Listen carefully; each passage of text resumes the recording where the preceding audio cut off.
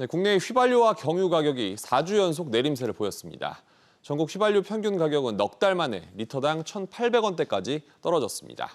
다만 지난 5월부터 휘발유 가격을 추월한 경유 가격은 1,900원대를 유지하고 있습니다. 강산 기자와 자세히 한번 알아보겠습니다.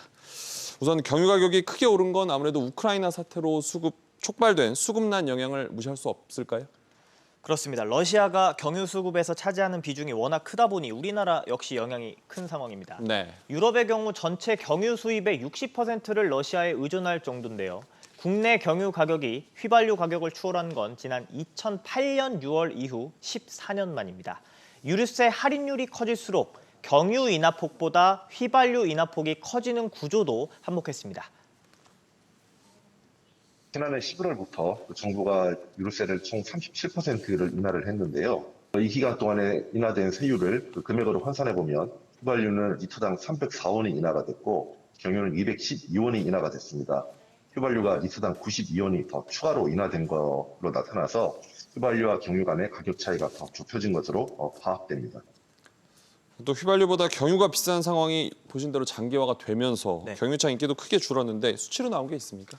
네, 자동차 산업협회에 따르면 1분기 경유차 판매 비중은 13.5%에 그쳤습니다. 불과 5년 전인 2017년에 36.4%와 비교해 3분의 1에 불과한 수준인데요.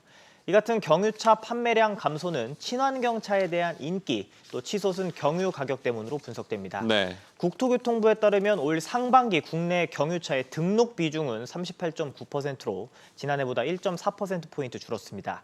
경유차의 등록 비중이 40% 아래로 떨어진 건 2014년 이후 처음입니다. 네. 중고차 역시 상황 비슷합니다. 고유가 또 인플레이션 영향으로 경유의 중고차 시세 하락세 또한 이어질 것으로 전망되고 있습니다.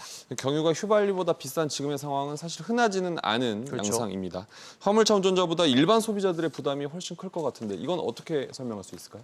네, 정부가 화물차 또 버스에 지급하는 유가 연동 보조금을 확대는 했지만 이 보조금은 말씀하신 대로 일반 경유차의 운전자들은 받지 못합니다. 네. 산업부는 경유 가격이 휘발유 값을 역전하는 현재 가격 구조가 당분간 이어질 수밖에 없다고 전망했습니다.